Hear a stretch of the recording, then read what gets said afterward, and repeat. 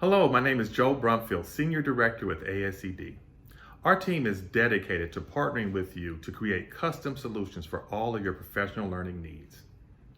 On behalf of your friends here at ASCD, I'd like to welcome you to ASCD Webbies. Our Webbies are short clips created by our faculty members to highlight strategies to help educators deliver virtual instruction. Join us every Friday to learn and share some creative ways to deliver instruction with engaging online tools. Our Webbies will be released every Friday on social media accounts as well as ASCD streaming. Follow the hashtag ASCD Faculty Friday to view our latest releases. Enjoy. Welcome everybody to our Faculty Friday ASCD Webby. This Friday, we're working with you all on planning for blended learning, with many schools being online or hybrid, some blended model this fall. We're hoping to share some strategies and a planning tool for you all to think about what happens at home with students, what happens at school, and the interaction between those two environments. My name is Eric Carbaugh. Kristina Doubet is also with me. We teach in the Department of Middle, Secondary, and Math Education at James Madison University. We are also both ASCD faculty and authors. My Twitter handle is @EMC7X, and my email address is there as well. And so these handouts will be available for you all. We'll share a Google folder link with you in just a few moments, and you can access those to see our contact information. Hi, everyone. I'm Kristina Doubet, and you'll see there my Twitter handle, which is KJ as well as my email address. And so we are excited to talk with you today about both the challenges of blended learning, but more importantly, how to address those challenges. Some of the challenges you might think about as you're going back to school is, how do I plan lessons that make the most of instructional time, both in school and at home, and which parts are better in which setting? And so our goals for today are to explore principles to support student learning at home and at school, and to investigate the strategies that facilitate effective blended learning experiences. And so we have a Google folder for you all. It's tinyurl.com/webbies-blended.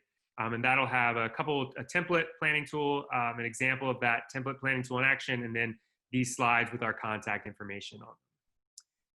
So we have 5 principles that we like to share with you all about blended instructional design. And these principles are sort of universal. We're going to go through some at-home and at-school tips in a couple minutes. But we first want to share that, like, regardless of whether it's at home or at school, when you're teaching in a blended environment, here are some tips that are really universal. And so first and foremost, we want to make sure that we're emphasizing the building and maintaining of relationships with students.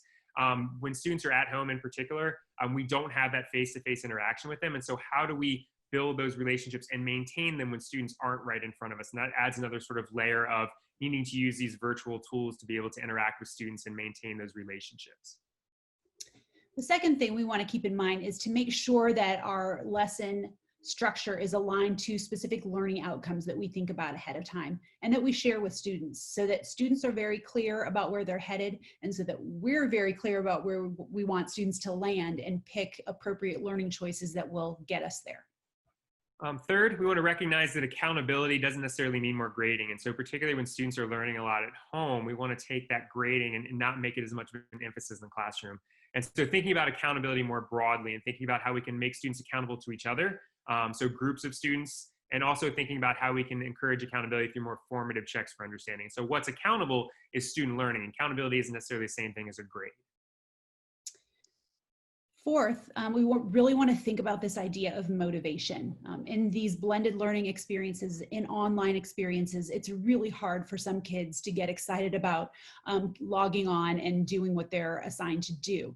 If we can make those experiences less about drills and more about creating something authentic and reacting in authentic ways, we're going to have better luck of making sure they not only participate in our learning activities, but learn what they are supposed to from said activities.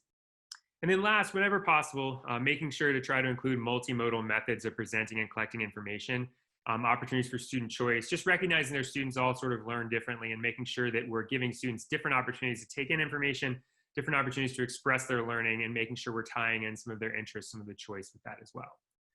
And so what we want to share with you now is a template planning tool that we developed to use with blended learning, and thinking about that interaction between the at-home and at-school learning environments.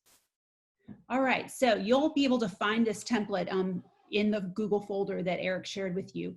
What we have at the beginning of this template is just some things to think about that you can have students do at home. At home, we can do a lesson or a unit launch, something that captures their attention, and then we can actually present them with content to be viewed. So sometimes it's best to introduce the content at home, as long as we build in some opportunities for active processing, and some opportunities for students to interact with each other and with the teacher, just to check in somehow. That will sometimes take the form of formative assessment, where we're checking for understanding. And sometimes it'll just be for students to give an opinion, for students to voice a thought, but it's an interactive, authentic situation. And that helps us make sure, and that if we go back to the authentic learning experiences there, that they are exploring tasks that are driven in part by their interests, so that they want to invest and they want to succeed. And then summative assessment, really a lot of the summative assessment that's happening at home is going to be a follow-up to what's happening at school. So I'll let Eric talk about that when he gets to that part at school. Right. So at school, what we're really talking a lot about is how we can build off extend those learning experiences that happen at home. And what you'll see is sort of an interdependent relationship between what happens at home and at school. And so at school, we're thinking about explicit instruction based on the needs revealed at home. So if we use a check for understanding, what does that tell us about where students are? Where can we take them in terms of their next steps? Giving practice tasks with feedback. And so when we have them face-to-face, using those opportunities to provide more structured feedback to students and try to kind of help them progress down their learning trajectories.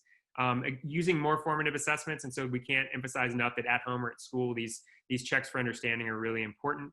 With authentic learning experiences, how are we extending what students started at home? And so if they began some authentic tasks at home and it was launched and they were really thinking through what was happening, how are we thinking about extending that? How can we build off of those experiences, those sort of experiential experiences students had at home, and kind of building those, including meaningful interactions with peers and the teacher? And then summatively thinking about what we balance between things that we assess via group work or individual. So if we're using a project-based learning or some type of performance-based assessment, what group components are graded, what individual components are graded, and how do we sort of build that into our work? And so these at school and at home learning experiences, scrolling down on the template, you'll see here that there's different steps. So we just have some boxes that are left available. Lesson steps can have any number of those, but just thinking about what works best for you. Some of these things will happen at home and some will happen at school. And so with step one, you can describe what's happening, and then you'll sort of check off, is this happening at home? Is this happening at school? The purpose of this template is really to get teachers thinking critically about what they're doing with students and what works best at home and at school. And so what Christy's gonna do is share with you an example of a template that one of our students completed, and sort of talk through that with you all and thinking about that particular opportunity and how the student structured this interaction. Okay, so what you're going to see here, this is an ELA lesson for middle school students.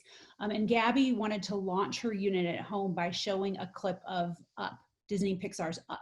So they watched that clip and then they answered some questions on a discussion board to kind of engage with the content. After they had done that, then she started with a short lecture that she had recorded for them. And she had a couple of texts that she gave examples of what showing language looked like and what telling language looked like, and thought aloud about that while she was doing that. Students, while they were watching this, were filling in information, actively processing it by filling in information on a graphic organizer that she had delivered through a Google form. So they saved it, a Google Doc, so they saved that, they typed in their responses, she could see what they had typed in.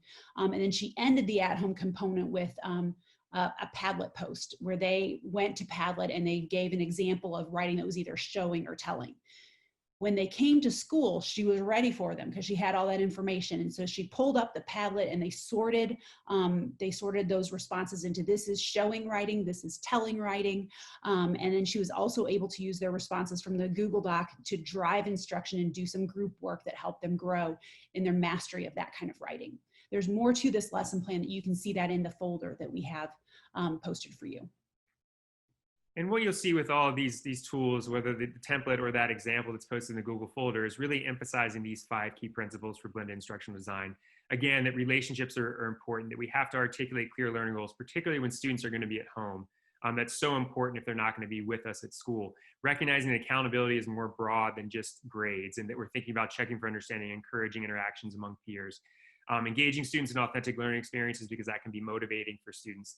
And also, whenever possible, adjusting the instruction that we use both face-to-face and at home to take advantage of the different ways that students like to take in and process information and the choices they have over some of that instruction and assessment. And so that's our Webby for Faculty Friday. And so we appreciate you being here. I hope you enjoyed it. And please reach out if you have any questions or we can help out in any way. Take care, everybody. Happy weekend.